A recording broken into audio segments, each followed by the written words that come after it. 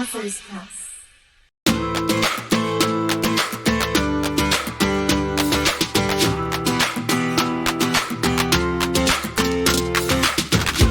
Hi everyone, my name is Nicole Richardson. Today is April 5th, 2023, and I'm gathered here today with Dr. Francis Pitard, the author of Rapa Nui Settlers, By Choice and Necessity, the sequel of Heirs of a Lost Race. So, could you give us a little bit about yourself and a little bit about your book as well? My name is Francis Pitard. I am a doctor in technology, and I was long time ago. I was working for the French Atomic Energy. So my trade is in statistics, and I have a big business on that. And writing books was just for pleasure, a hobby to do. I start with Heirs of a Lost Race, and after that, Rapa Nui Settlers. And then I continue after with From Normandy to the Hell of Harvard's book. So, and then I have a fourth book in process with Pitard Press. Okay, awesome. That's really cool. So, what is Rapa Nui Settlers about? Could you give us a brief synopsis? Rapa Nui Settlers has something to do with the migration of Polynesians about 1600 years ago. And they were looking for, they had contact with somebody coming from Peru. And those people coming from Peru were not good navigators. They got to sea with a raft, and because they were chased by people that want to exterminate them. So they got in contact finally with the Polynesians, and then that triggered the curiosity of Polynesians that were good navigators and say, well, we should explore farther east to see where those people come from. And then on their way to South America, they bumped to that big island that was Rapa Nui, or called today by European historians. Is this the first book you've ever written? No, the first one was Heirs of a Lost Race. Rapa Nui is the sequel. Right, so this is the second book in the series. Yes. Okay, will there be any more books in the series or just these two? I start to write a third one. I was starting to write on the third one when I was in Australia last week. Okay, that's awesome. Congratulations. It will take me some time. Do you write for a living, or is it more of a hobby for you? No, it's strictly a hobby, not for a living. I have for a living, I have a big business with statistics, mainly working for the mining industry. Okay, that's cool. I like to write as a hobby too. I feel like making it your job or your career can take a lot of the fun out of it. So yeah, and actually, it never occurred to me that I will write to make money. That was not my goal. I do it for pleasure, to pass important message across. That's all I want. I know you said that this is the second book in this series, but what inspired the idea for this book? Why did you feel the need to write a second book in the series? Because I lived for 3 years in French Polynesia, in Tahiti, and I was inspired by the old philosophy of Polynesians that were outstanding navigators. And their values are quite different from ours. They don't have the same philosophy of life as we do. However, they have, I think, we could get inspired by them. They have good idea, and that gave me motive to write those books. Has this book changed since you first had the idea for it? No, not much, because it's based on historical facts, you know, and those historical facts have been controversial because there is a lot of politics involved here, Whoever got to that island long time ago, the Europeans, the Peruvians, the Chileans, they all brought disease and all sort of stuff. And they are on denial on that. They don't want to recognize that they were bringing a first-class disaster to the people of the island that had no protection against those diseases. So they want to convince the rest of the world that they self-destruct themselves. And that is not true. How do you want this book to impact your readers? What kind of message do you want them to take away from it? The first settlers were, isolated on this island. What do? They were first-class meditators. And actually, the first name of the island was not Rapa Nui. It was, I will translate to you. The first name of the island was Matakitirani. It means eyes looking at the stars. So they were deeply inspired by meditating at night on a clear night, looking at the Milky Way. And they thought that light coming from the star had a deep impact on their way of thinking. And I think they have a point. And we can do that kind of meditation today ourselves if we try to do the same thing. Yeah, I definitely agree with you. I think that we could definitely do the same. Did you struggle with anything while you were writing this book?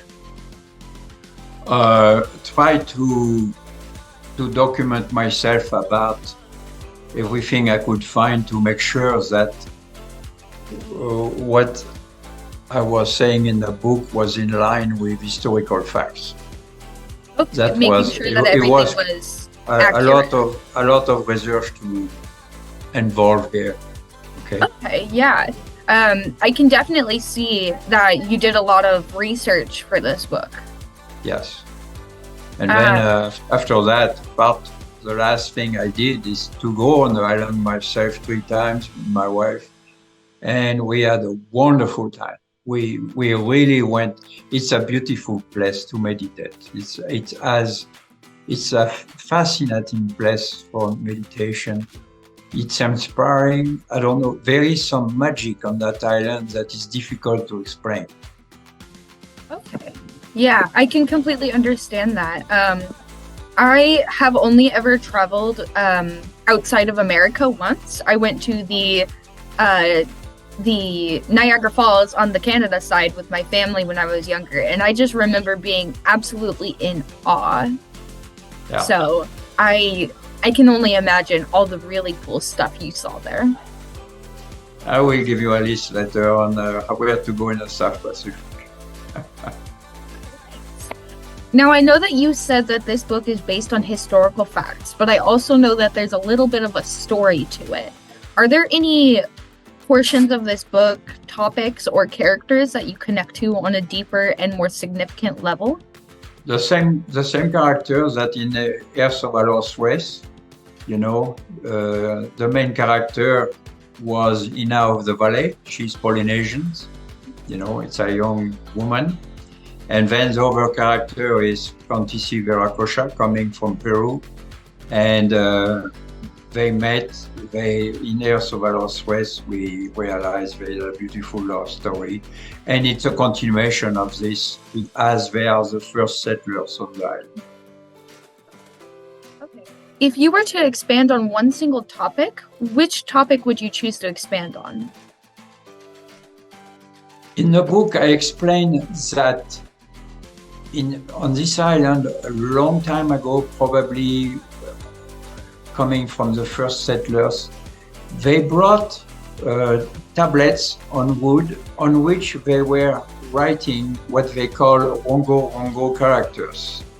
They look a little bit like the Chinese character, and it's mysterious where they got the idea of doing this, who brought that idea.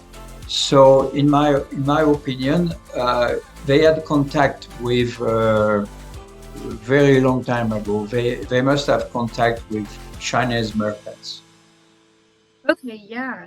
Um, I've always thought that as well, that many, now I do forget what the word is, but I know that there's a word for when people travel and their culture just kind of lingers when they travel. And I think that's a lot of what might have happened there. Yes. And then the famous Rongo Rongo tablet, there were many thousands of those tablets when the first missionaries came to Easter Island, to Rapa Nui. And because the content of those tablets was interfering with the religion they wanted to impose to those islanders, they decided to burn all the tablets.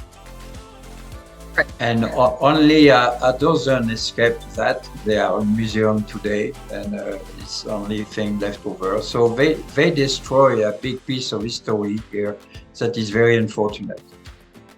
It makes you wonder what events and things that happened in history did get destroyed that you'll never know about.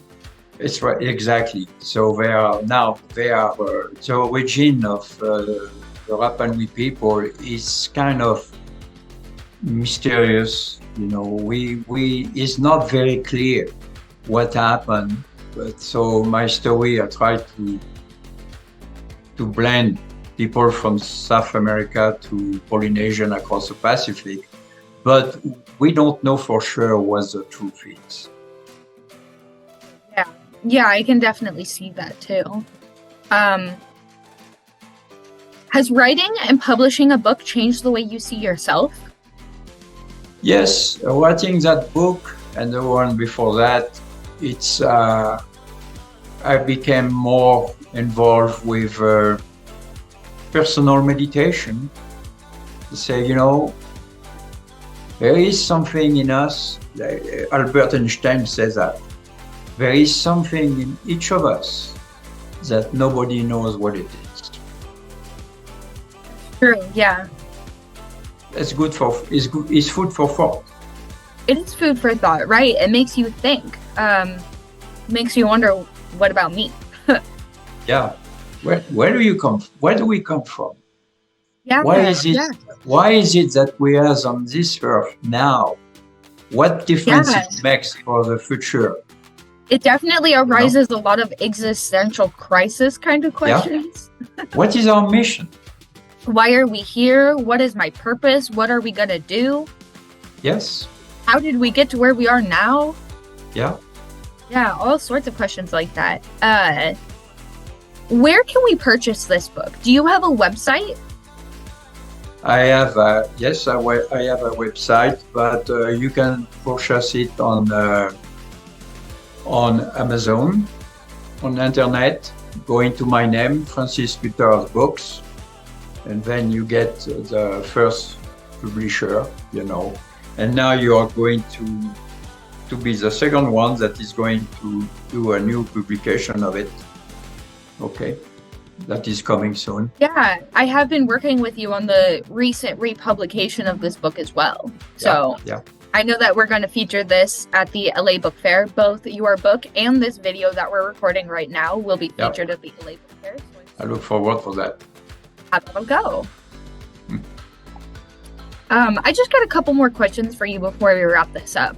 Do you have any other thoughts or ideas you'd like to talk about your book? I want people to read this and get inspired by the philosophy of those people coming from Peru that were promoting peace at all costs. Mm-hmm. They refuse to fight with their adversary. They say, your adversary shall never become your enemy. You know, so that is a beautiful quote.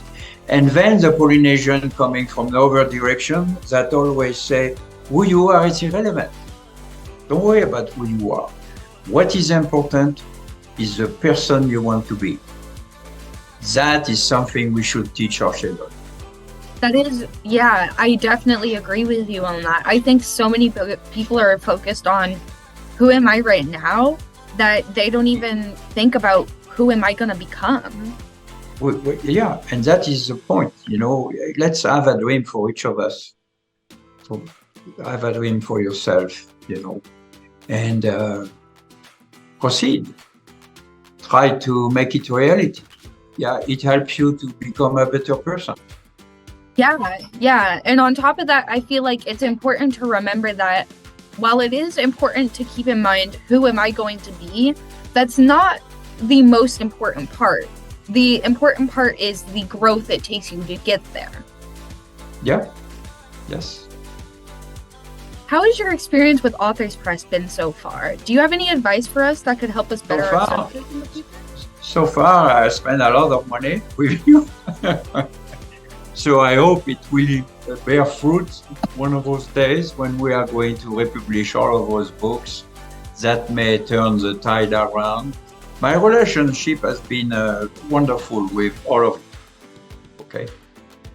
We're always looking for advice or anything that could help us better our services for our customers, so that way we can always provide the best services available. I think that's all the questions I have for you today. Are there any other topics or thoughts you'd like to mention before we end the interview? Not at that stage. We have an overview in a couple of hours for the other book. Do you want to share a little bit of plans for your third book in the series, or would you rather wait? The third book in the series, the name will be called The Rise of Rapa Nui. Okay. I'm excited to see how that goes. After the one we are talking about, after Rapa Nui settlers, I will explain how they got up. They did an absolutely amazing thing. And then at one point, the whole thing is going to fall apart because of visitors from overseas. So they will go from 10,000 people on the island down to 110. Wow. And then after that, they were down to 110 in the 1950s. And then the tide turned around, in the early 60s. They were given more freedom from the Chilean, and they start to have visitors coming from Tahiti, where they were from in the first place, and they start to rebuild the fisher. And today they are back. They are, I don't know how many, they are on the island today, maybe about 5,000. And they are on their way to rise again. That's wonderful. I always feel very happy for people that experience things like that, because I could not imagine being forced into such a situation that my people were dwindling so low. I couldn't imagine how I'd feel or what I'd do. So I always want to do what I can to help, Yeah.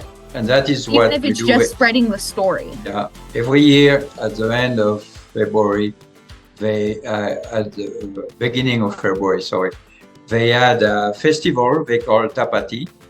And people come from all around the world for 3 weeks, a beautiful festival where they repeat what they did in the old days to try to show how they did things, and so they're reviving culture. Yeah, yes. And That's wonderful. We are going to go back next February. We are going to go back with me and my family for the 4th time for that festival. Wonderful. I'm very happy for you. Thank you so much for meeting with me and discussing your book. I really appreciate it. And I really hope you want to do a virtual interview for your third book. Okay. Have a wonderful day, and thank you so much to our wonderful listeners for tuning in. I'll see you guys next time. Thank you.